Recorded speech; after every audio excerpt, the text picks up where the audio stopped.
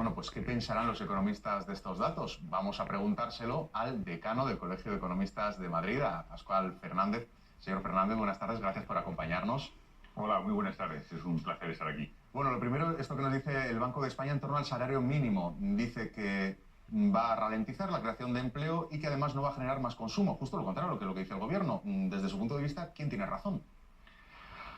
Bueno, yo siento coincidir con las malas noticias. Yo creo que el gobernador del Banco de España tiene razón. Yo creo que suba el salario mínimo no es malo per se. Lo que es malo es que suba de una manera tan importante como se prevé, como el gobierno ha anunciado, un 23%. O sea, que le habría parecido más sensato una cantidad en torno al 5 o al 10, algo así. Me ha parecido más sensato que ese crecimiento hubiera sido gradual, se hubiera producido a lo largo de un número de años. O que fuera como en otros países en los que directamente no existe el salario mínimo, per se. Bueno, yo creo que tampoco está mal que exista un salario que fije un nivel de referencia a la entrada en el mercado. A mí lo que me cuesta mucho creer es esas afirmaciones que se hacen de que es muy bueno, de que esto va a ser muy positivo y va a generar mucha actividad económica. Si es así, discúlpeme, lo que no entiendo es por qué se fijan 900 euros, pues no se ponen 9.000, si es tan maravilloso.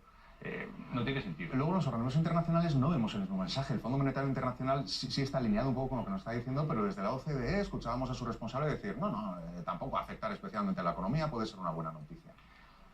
A la economía, desde un punto de vista general, yo creo que tampoco la va a afectar de una manera muy significativa. A quien sí va a afectar de una manera clara es a los que se incorporan al mercado laboral, a los que son los beneficiarios, los que perciben ese salario, los que son trabajadores normalmente de baja cualificación, o son los jóvenes que se incorporan al mercado. Es obvio que cuando una empresa se plantee que tiene un presupuesto determinado para hacer una contratación, pues si le cuesta un 20% más, pues seguramente contratará menos personas. Esa es la cuestión a la que se refiere el gobernador del Banco de España, me parece entender por lo que le he leído. El otro dato que nos daba el Banco de España es esa rebaja en una décima del crecimiento de este año, lo deja en un 2,5, ¿le parece razonable? Bueno, 2,5, 2,6, 2,7. Yo creo que todavía no ha acabado el año, todavía estamos a medio del mes de diciembre. Yo creo que el gobernador está haciendo una previsión en base a los indicadores que maneja el Banco de España, que a veces se revisan y es posible que ese 2,5 se convierta en 2,6 o bueno, son datos parecidos. Se lo preguntaba porque buscaba una excusa para preguntarle sobre los datos de las comunidades autónomas que ustedes los tienen reflejados, los diseccionan, analizan, sacan conclusiones y me gustaría saber, bueno, desde su punto de vista, cuáles son las comunidades, con mejor y peor músculo. En este momento, para el año 2018, las previsiones que han realizado diferentes institutos de análisis económico y que también hemos realizado nosotros, los economistas, en una encuesta que hacemos en nuestras organizaciones colegiales, indican que probablemente las comunidades autónomas que van a tener un mayor crecimiento van a ser la Comunidad de Madrid, la Comunidad de Cataluña, el País Vasco. Esas son las comunidades que posiblemente van a crecer de manera más significativa este año. En ese sentido, digamos que en ese sentido se consolida la imagen que tenemos de que son los motores económicos e industriales del país, se mantiene esa radiografía. Son los motores económicos, eso es algo que es indudable, ¿no? Hay algunos años en los que no es exactamente así. Por ejemplo, hay comunidades autónomas cuya actividad económica gira esencialmente, por ejemplo, alrededor del sector del turismo. Por los años que han sido turísticamente muy buenos, pues Baleares, Canarias han estado al frente del crecimiento económico. Y los años en que el sector del turismo no son tan buenos, pues están un poco más bajos, ¿no? Pero en general, efectivamente, las comunidades autónomas que son el motor de la economía, que son las que acabo de describir, pues son las que suelen crecer más. Señor Fernández, y ahora cogen ustedes a todos sus asociados, en torno a 7.500 aquí en Madrid, y les preguntan por su nivel de felicidad. ¿Con qué objetivo? Además de preguntarles cuál es su percepción sobre cuál es el crecimiento económico de Madrid, pues también les preguntamos sobre las cuestiones que nos parecen de interés. En este caso les hemos preguntado efectivamente sobre cuál es su sensación, si se sienten muy felices o no. Y bueno, la respuesta es positiva. Notable, ¿no? Yo diría que es un notable alto. 7,5, ¿no? Sí, bueno, es una cosa curiosa, porque hemos preguntado también, aparte de nuestros colegiados que están en Castilla y León y en Castilla-La Mancha, esto es una cosa curiosa, no sé exactamente qué obedece, ¿no? Pero los más felices son los economistas de Castilla y León. Concretamente, precisamente, los de la provincia de Soria son los que se manifiestan como más felices. un poco menos felices los madrileños y un poquito menos tampoco los madrileños son muy relativos, ¿no? En Castilla-La Mancha, ¿no? No, es que nos resultaba curioso también porque hemos visto que el nivel de felicidad era menor, por ejemplo, en los que eran más mayores que, por ejemplo, los que están en paro. ¿Se puede sacar alguna inferencia o alguna conclusión?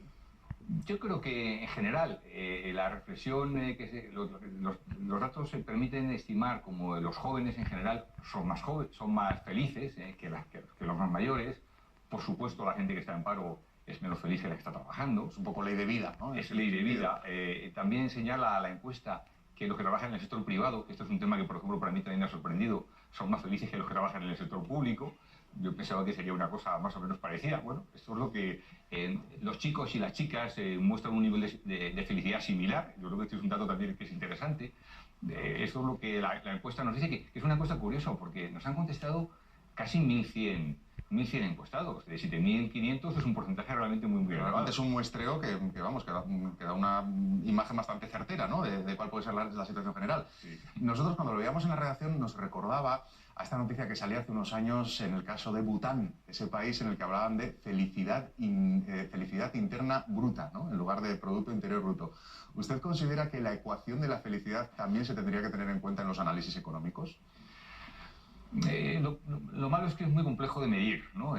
Solo lo puedes estimar a través de encuestas de este tipo. Los análisis económicos pretenden ser muy rigurosos y medir el crecimiento u otras cuestiones con datos muy fiables, ¿no? Pero evidentemente es un dato que es interesante, ¿no? Hay muchas cosas, se está trabajando desde el punto de vista estadístico en intentar medir no solo la actividad económica, que es una cosa que también a veces, sobre todo a los no economistas, les parece que es algo muy frío, y medir también otras cosas como la calidad de vida, como medir si vives en un país donde hay más o menos delincuencia, que son cosas muy importantes, por supuesto que sí, sobre si tu medio ambiente está mejor o está peor. Todas estas cuestiones afectan, por supuesto, a la felicidad. Afecta a la felicidad el bienestar económico, pero afectan también otras cuestiones, ¿no? Afecta quizás también al consumo. Estos días, Woodward, el periodista estadounidense, está promocionando su libro sobre Donald Trump y bueno, el inicio del libro tiene una frase que le dijo Trump, que era: el verdadero poder es el miedo. Quizás a más miedo, más consumo. ¿La felicidad puede ser un elemento perjudicial para el consumo o estamos diciendo una tontería? Yo creo que en general la felicidad hace que la gente consuma más, ¿eh? La gente que se siente feliz, bueno, y que tiene también algún dinero en el bolsillo, que eso por supuesto es fundamental, porque si no, no se puede consumir, consume más, ¿no? Y la gente que tiene miedo, yo creo que no, yo creo que se retrae.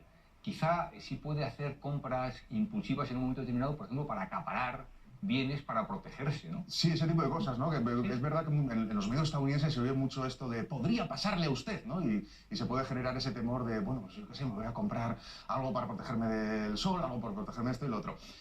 También nos resulta curioso que los economistas muestran preocupación por la protección de los datos. ¿Por qué es eso? Esto también me ha llamado la atención. Es una pregunta que hemos hecho en este momento y se está modificando normativa relacionada con esta cuestión a nivel europeo y a nivel nacional. Nos parece que era un tema interesante. Efectivamente, en torno de un 70% de nuestros encuestados han manifestado que piensan que sus datos están poco o nada protegidos. Un 70% es un porcentaje muy elevado, ¿no? Yo tengo que decir que no tengo la sensación de que mis datos estén poco protegidos. Mis datos que están en Hacienda o que tiene el Ministerio de Interior no lo pienso, ¿no? Yo creo que quizá la respuesta se ha interpretado en el sentido de si los datos que volcamos, muchas veces, de manera un poco impulsiva en Internet, cuando nos hacen, por ejemplo, una pregunta que nos llega por teléfono, ese tipo de datos yo creo que sí están poco protegidos. Yo creo que se refieren más a ese tipo de reacción impulsiva. Un poco más la sensación de estar desnudo digitalmente cuando uno está navegando sin más que los datos que tiene uno con Hacienda, con la Seguridad Social, etcétera. O en tu banco, ¿no? Yo creo que esos están protegidos y si no lo piensas, yo te recomiendo que saques tu dinero, ¿no? No, pero sí es curioso que los economistas vean ahí, ¿no? Que, no sé, cierta debilidad en el entorno digital, ¿no? En ese sentido. Sí, a mí también me ha llamado la atención. Me ha parecido una cuestión interesante de analizar con más detalle y vamos a hacerlo en el futuro con más precisión. Y también han tratado los problemas, los principales problemas, como suele hacer el CIS con los ciudadanos, ustedes con los economistas. Hay algunos en los que vemos que coinciden, otros tienen un perfil más económico. Por ejemplo, el paro, inestabilidad política, el precio de la energía, alta fiscalidad e infraestructuras. ¿Qué conclusiones saca usted? Bueno, una primera cuestión que me parece que es importante es que les pedimos que ordenen un conjunto de posibles problemas y ellos los ordenan. Esto no significa... Ustedes sí les ofrecen las opciones, digamos. Les ofrecemos, y también les abrimos la posibilidad que nos contesten una pregunta abierta a otras cuestiones. Por ejemplo, una pregunta que nos han incorporado también es el precio de la vivienda o el precio de los alquileres, ¿no? Entonces, sobre estas cuestiones señalan que el problema que les parece que es más importante, que eso no significa que es un problema gravísimo, aunque para algunas personas sí lo son, no lo olvidemos, ¿eh? Estamos todavía con una tasa de desempleo en nuestro país del 14,5%. Por supuesto que este es un tema todavía muy importante. Hay 3 millones y pico de personas que están en el desempleo. Bueno, ese es el tema que señalan como más importante. En segundo lugar, las infraestructuras. En tercer lugar, cuando hicimos la encuesta, el barril del petróleo estaba por encima de $80 el barril de Brent. Ahora, afortunadamente, está por debajo de 60. El tema se ha tranquilizado, está más suave. La percepción era de que, además, llevábamos una escalada durante varios meses de subidas de precios, de subidas también del precio de la electricidad. Su respuesta fue que este tema también les preocupaba. Bueno, también la inestabilidad política es una cuestión que también han señalado como un tema preocupante. Óscar Fernández, presidente decano del Colegio de Economistas de Madrid. No tenemos tiempo para más. Esta vez le voy a desear que sean ustedes muy felices. Muchísimas gracias. Haremos todo lo posible y lo mismo les deseo. Y quédese porque tenemos algunos datos económicos que seguro que le interesan. Por ejemplo, el del IPC interanual, que